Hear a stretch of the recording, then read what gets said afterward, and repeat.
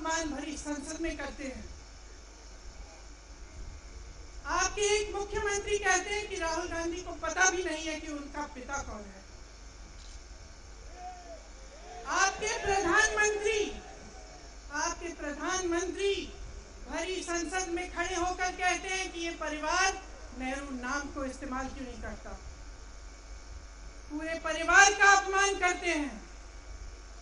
कश्मीरी पंडित समाज के रिवाज का अपमान करते हैं, जिसके तहत एक बेटा अपने बाप के मरने पर पगड़ी पहनता है, परिवार की परंपरा को आगे बढ़ाता है। लेकिन आप पर कोई मुकदमा नहीं होता, आपको 2 साल की कोई सजा नहीं मिलती, आपको जेल की सजा नहीं मिलती, आपको संसद से कोई बाहर नहीं निकालता, आपको मना नहीं करता कि 8 सालों के लिए आप चुनाव नहीं लड़ सकते। क्यों? मैं पूछना चाहती हूं, क्यों? आज तक हम चुप रहे हैं, हमारे परिवार का अपमान करते गए। मेरे भाई ने क्या कहा? संसद में वो मोदी जी के पास गए और उनसे गले लगे। मेरे भाई ने कहा, मैं आपसे नफरत नहीं करता हूं, मेरे दिल में आपके लिए कोई नफरत नहीं है, हमारी विचारधारा अलग है, लेकिन हमारी नफरत की विचारधारा नहीं है।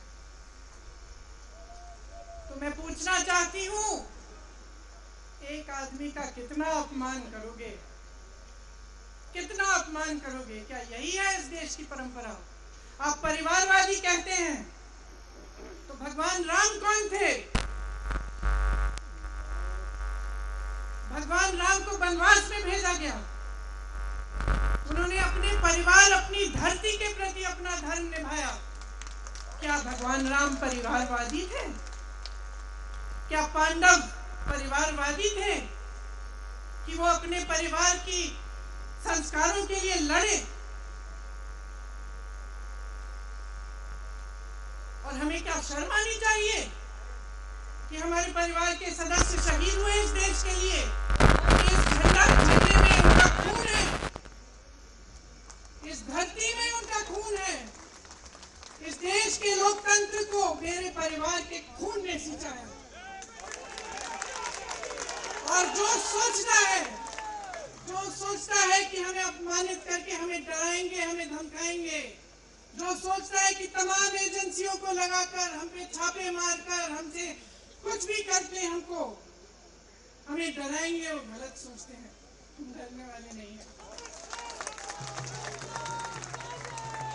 हम और मजबूती से लड़ेंगे, हम इस देश के लोकतंत्र के लिए कुछ भी करने के लिए तैयार हैं।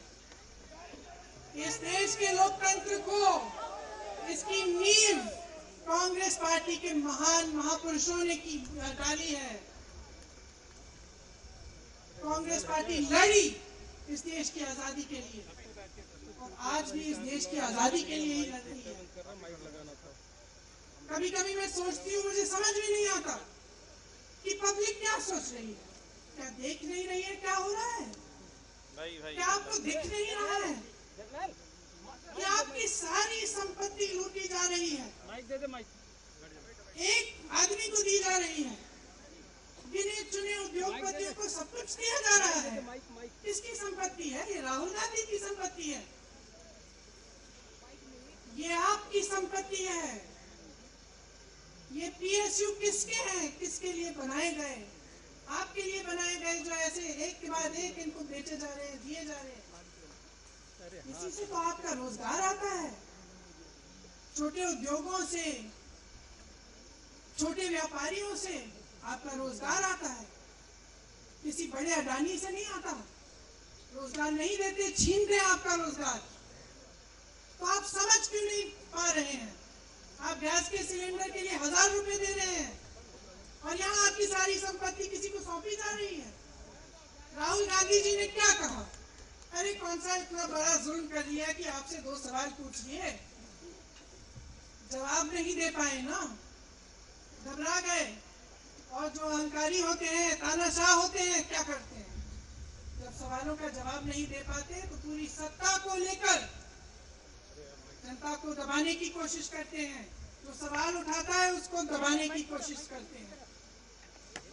आपने कभी सोचा है, आंखें खोलिए, आपने कभी सोचा है कि ये पूरी सरकार, ये सारे मंत्री, ये सारे सांसद एक आदमी को बचाने की क्यों इतनी कोशिश कर रहे हैं?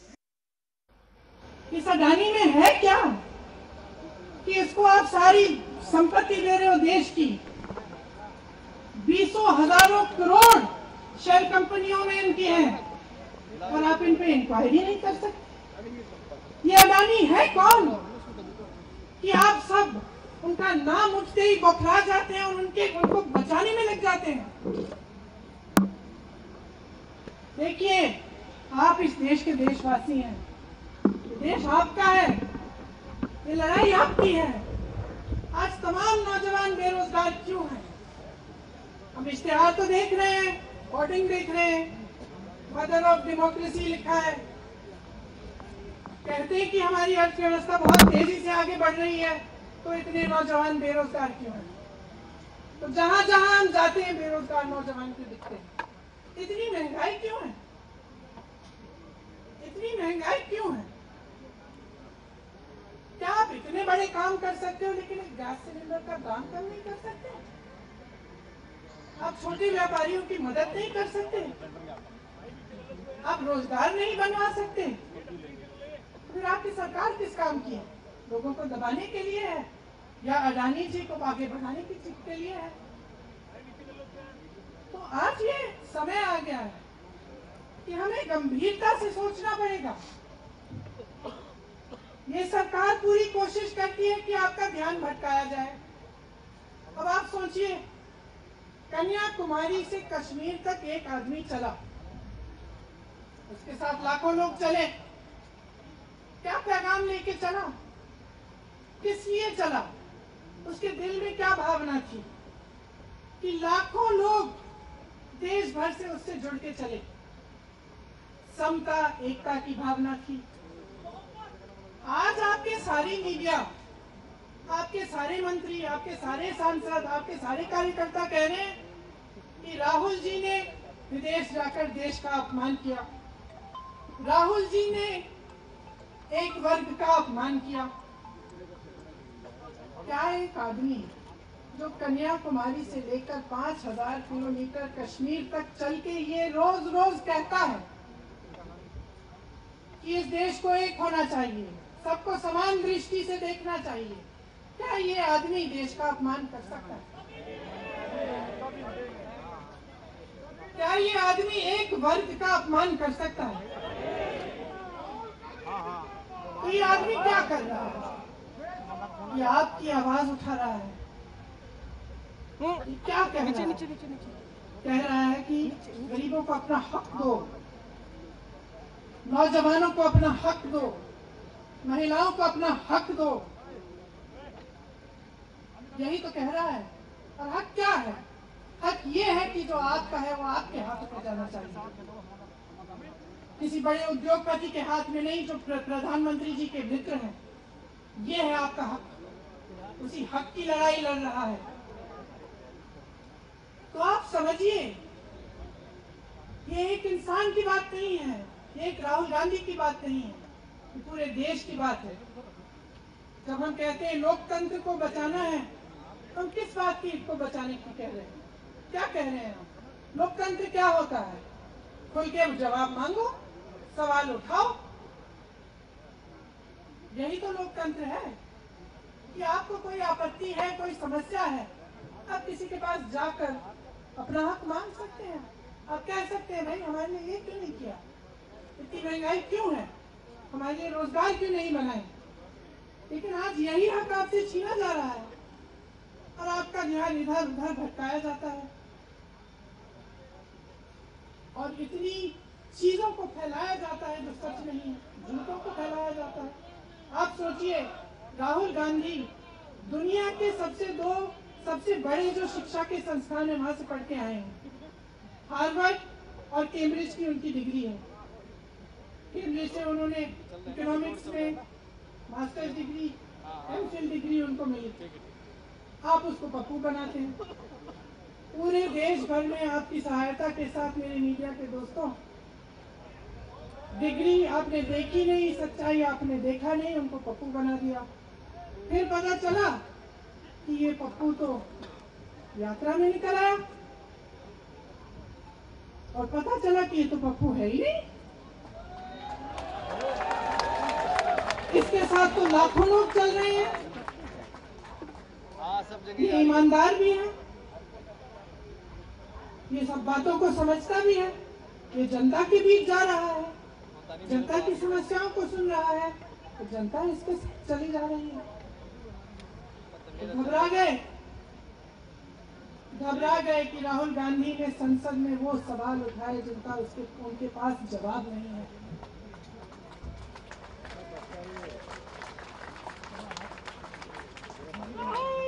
क्या किया सुन लीजिए। एक तरफ से हंसी भी आती है कि एक आदमी को रोकने के लिए इतना सारा करना पड़ा। जिस आदमी ने राहुल जी के खिलाफ सूरत में कंप्लेंट लगाई, आपको मालूम है कि पिछले साल उसने खुद कचहरी में जाके बोला इस पे आप स्टे लगा दीजिए। 1 साल के लिए अपने ही केस पे स्टे लगवाया, फिर वापस कब गए केस खुलवाने के लिए? राहुल गांधी के संसद में अडानी के भाषण देने के 1 हफ्ते बाद वो आदमी वापस जाता है, कहता है केस खोल लीजिए, हम तैयार हैं। मत करो सर, मत करो। 1 महीने के अंदर अंदर हमारी नौकरी जाएगी। जज कह देते हैं कि राहुल गांधी को 2 साल की सजा मिलेगी। आपने देखा इस देश में कितने केस हैं कि जेल में 10 साल के लिए पड़े रहते हैं, उनकी सुनवाई नहीं होती। ये तो सुनवाई भी फट से हो गई, जजमेंट भी फट से हो गई, सजा भी फट से हो गई, और आपने कह दिया अगले दिन कि 8 सालों के लिए ये चुनाव नहीं लड़ सकते, संसद से बाहर कर देंगे इनको। वाह वाह वाह वाह वाह वाह, बहुत धैर्य है आप में। अरे कायर है इस देश का प्रधानमंत्री। लगा दो केस मुझ पर, लगा दो केस मुझ पर, जेल ले जाऊं मैं भी, लेकिन सच्चाई ये है कि इस देश का प्रधानमंत्री कायर है।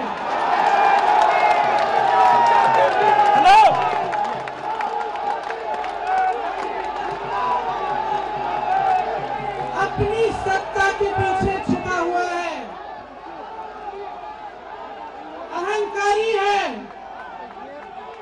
और इस देश की बहुत पुरानी परंपरा है, इस देश की बहुत पुरानी परंपरा है, हिंदू धर्म की पुरानी परंपरा है कि अहंकारी राजा को जनता जवाब देती है।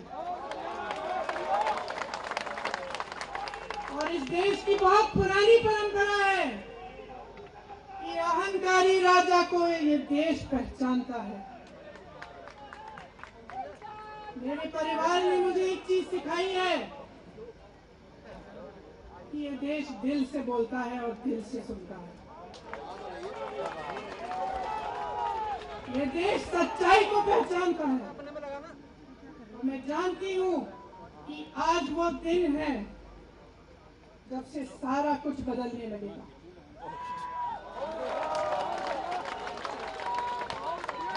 मेरे मीडिया के साथियों, मैं आपसे कहना चाहती हूँ, बहुत हो गया, बहुत हो गया है। मैं जानती हूँ आप पर कितना दबाव है, मैं जानती हूँ कि आपको लाइन भेजी जाती है कि आज आपको ये कहना है, आज आपको ये लिखना है, लेकिन आपकी एक बहुत बड़ी जिम्मेदारी है। आज लोकतंत्र खतरे में है। अगर सरकार सवाल उठाने वाले को 8 सालों के लिए संसद से निकाल सकती है, अगर कह सकती है कि तुम्हें चुनाव लड़ने की ही इजाजत नहीं है, तो बहुत गड़बड़ है, बहुत गलत हो रहा है, और ये लोकतंत्र के लिए ठीक नहीं है, ये देश के लिए ठीक नहीं है। जब आप पत्रकार बने, शुरू में जब आप काम के लिए आए, तो आपके दिल में भी ये होगी बात कि देश के लिए मैं सच्चाई बोलूंगा, सच्चाई बोलूंगी। अरे भैया झंडा हटा दो। आज आप बोल नहीं पा रहे हैं, हिम्मत करिए, खड़े हो जाइए आप भी। और जैसे खड़गे जी ने कहा, तमाम पार्टियों ने आज अपनी आवाज उठाई है, उनका हम सब धन्यवाद देते हैं। और हम सबको एक होना पड़ेगा, इसलिए होना पड़ेगा क्योंकि आज ये देश खतरे में है। आज इस देश की सारी संपत्ति एक आदमी को सौंपी जा रही है और उस आदमी को बचाने के लिए पूरी सरकार खड़ी हो जाती है।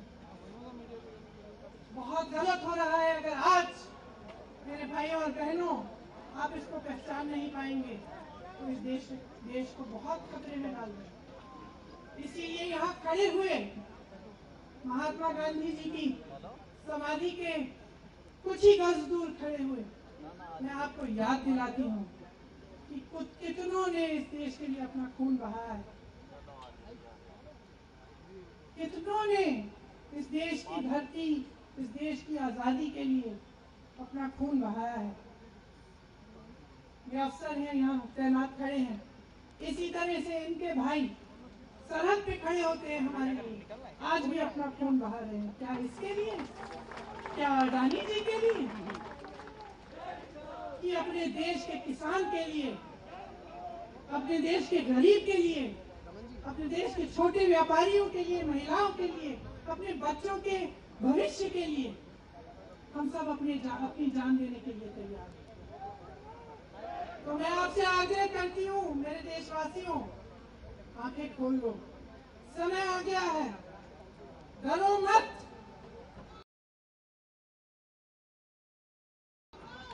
राहुल गांधी की का सामना करने का समय आ गया है। एकजुट हो जाओ, सामना करो, इस देश की सच्चाई को उभारो, इस देश की एकता को बनाए रखो और इस देश को आगे बढ़ाओ।